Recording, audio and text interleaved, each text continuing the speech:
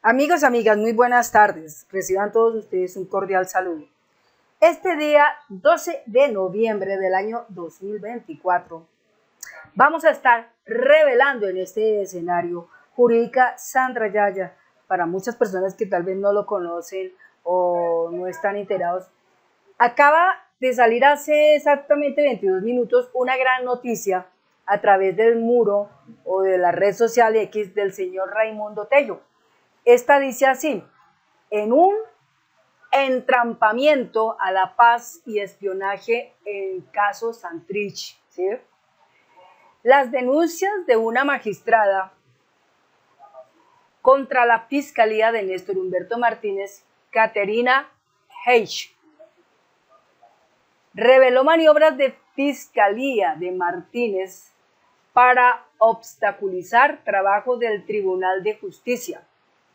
La nota salió en Cambio y bueno, el resumen que yo les tengo acá es bien interesante. El resumen de los conflictos entre la Fiscalía de Néstor Humberto Martínez y la JEP en el caso Santrich. En este documento que nos aportó la revista Cambio, se destaca un extenso conflicto entre la Fiscalía General de la Nación, en ese entonces encabezada por el exfiscal Néstor Humberto Martínez, y la Jurisdicción Especial para la Paz, la JEP, surgido alrededor del caso de Jesús Santrich. Las acciones de Martínez han sido interpretadas como un intento de entrampar el proceso de paz firmado con las FARC, lo que ha desencadenado debates sobre la soberanía colombiana y la integridad del proceso de paz. ¿Qué pasó allí? Bueno, primer tema, conflicto de competencias. En el 2018 la Fiscalía y la JEP se enfrentaron debido a un pedido de extradición de Estados Unidos para Santrich, quien fue acusado de tráfico de drogas tras la firma del acuerdo de paz. Mientras Martínez insistía en su extradición, la JEP sostenía que el caso debía manejarse en Colombia debido a la firma del acuerdo de paz, lo que desató una controversia sobre jurisdicciones y la autonomía de la JEP. Este, entre comillas, choque de trenes evidenció un conflicto estructural en el sistema de justicia colombiano. Debemos destacar que hubo manipulación de pruebas y medios de comunicación. Según la magistrada Caterina Heich de la JEP, la Fiscalía bajo Martínez habría manipulado y retenido pruebas, alterando la percepción pública del caso Santrich. La denuncia incluye acusaciones de que la Fiscalía editó y entregó evidencias de manera incompleta y que agencias extranjeras como la DEA participaron en operaciones encubiertas para provocar a Santrich, lo cual constituiría una violación a la soberanía colombiana. La magistrada Heich también criticó el rol de los medios de comunicación en la distorsión de la narrativa, favoreciendo a la Fiscalía y desprestigiando a la JEP sin pruebas concluyentes. Eso lo podemos recordar todos porque en esa época, pues sí, muchos medios se levantaron en contra de esto, inclusive cuando lo soltaron a Santrich y luego cuando llegó al Congreso, hubo mucho repele, mucho rifirrafe frente a esto. Y después la desaparición de Santrich y después finalmente cuando nos enteramos que Santrich lo habían matado. Todo eso pasó. Bien, entonces, la intervención de agentes extranjeros. Uno de los aspectos más graves es la presunta intervención de la DEA en el caso que habría buscado provocar a Santrich en una negociación encubierta de drogas. Según Heich, esta intervención vulneró la soberanía nacional y generó desconfianza en las instituciones colombianas. La DEA habría actuado sin las garantías legales necesarias y supuestamente con el conocimiento o tolerancia de Martínez, lo cual plantea serias dudas sobre la independencia judicial y el respeto a las leyes nacionales. Otro titular, amenazas a magistrados y confidencialidad. Heich relata que ella y otros magistrados de la JEP recibieron amenazas e intimidaciones debido a su trabajo en el caso Santrich. En particular menciona al periodista Ernesto Jan Muret, quien presuntamente la amenazó con la revocación de su visa estadounidense. Yamuré figura que la extrema derecha y defensor del exfiscal Martínez ha sido vinculado a figuras paramilitares en el pasado, lo que genera preocupación por el acceso a información confidencial y la seguridad de los magistrados.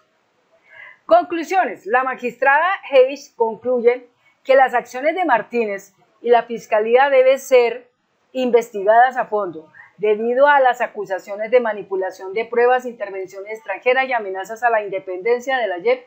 Este caso ha revelado tensiones profundas en el sistema judicial colombiano y pone en duda el compromiso de ciertos sectores con la paz y la justicia en el país. Entonces, así están las cosas. Por esta razón, también es muy preocupante lo que ha sucedido con el rumbo de Pegasus, porque pues la última noticia que sacó El Tiempo fue que Pegasus había sido comprado por Estados Unidos, que Pegasus había sido puesto para poder servir como herramienta para perseguir el narcotráfico y a través del Pegasus detectar narcotraficantes, pero surgen después de eso muchas preguntas mucho más tremendas y de hecho los autores que se estaban vinculando con eso pensaron que la habían esquivado, pero resulta que se les pone peor la cuestión, porque al ponerse peor la cuestión sucede que en este caso, por ejemplo, el congresista, vamos a mirar aquí el congresista el señor Alfredo Campos, ¿sí? Alfredo Campos Villa. No, espérate un momentico. Este es, a ver. Ay. Alejandro, no es Alfredo, sino es Alejandro. Alejandro Ocampo. Perdón con ustedes, me distorsioné. Entonces, Alejandro Ocampo, en uno de sus tweets, está contando lo siguiente y que realmente resalta como una situación muy preocupante. Entonces, por ejemplo, aquí, el día 8 de noviembre, entonces Alejandro Ocampo remite una carta firmada y con el nombre del embajador, ¿sí? Pues obviamente esta carta es más que todo para solicitar más razones o esclarecer más preguntas y definir más respuestas sobre el caso Pegasus. Bien, aparte de esto,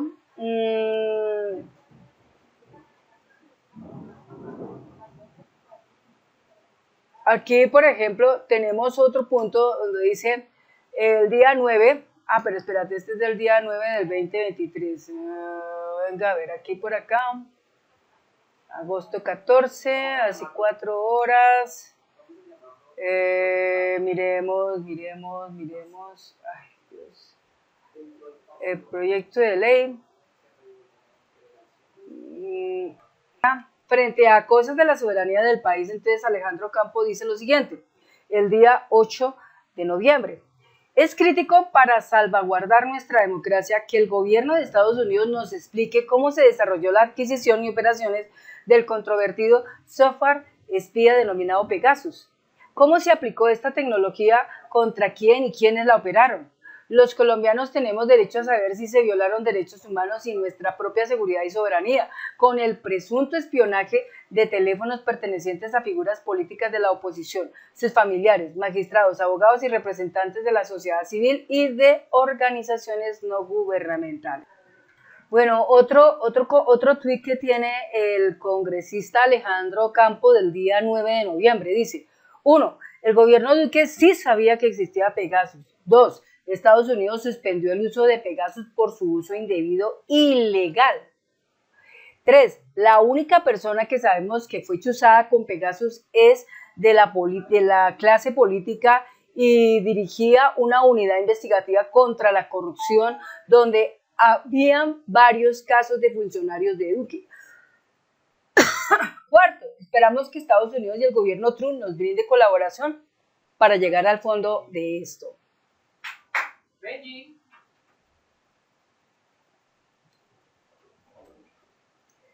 Entonces, incluso acá hay una nota, dice, sabemos, el asunto de Pegasus tiene un tinte político, quien está detrás son los fascistas en Miami, alfiles del cartel del uribismo, escalen eso a las altas cortes en Estados Unidos, violaron la soberanía.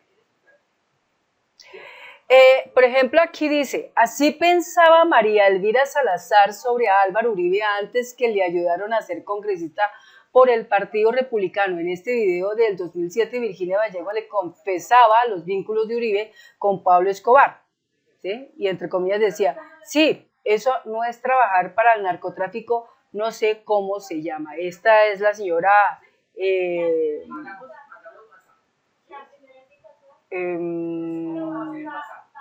María Elvira Salazar. María Elvira Salazar. Entonces, así están las cosas en materia de este tema. Otra nota importante del congresista Alejandro Ocampo. Estados Unidos suspendió el uso de Pegasus en Colombia por supuesto uso indebido. Es decir, espiaron personas que no podían espiar y lo hicieron de forma indebida, entre paréntesis, ilegal. El gobierno Duque va a tener que responder por muchas cosas. Esto apenas arranca. Después, o sea, de haber conocido la noticia que decía Estados Unidos confirma que financió la compra del software Pegasus para su uso en Colombia y que lo suspendieron por supuesto uso indebido. Otra noticia importante que hay acá está así.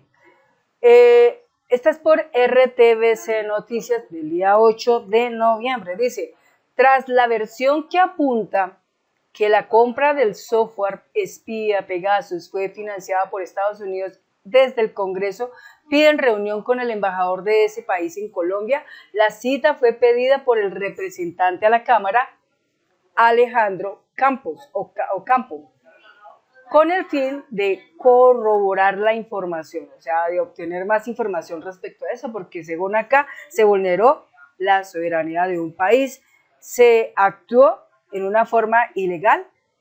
Si había que interceptar a la gente, tenían que pedir permiso ante la justicia, tenían que pedir permiso para esto poderlo realizar, pero no lo hicieron nunca.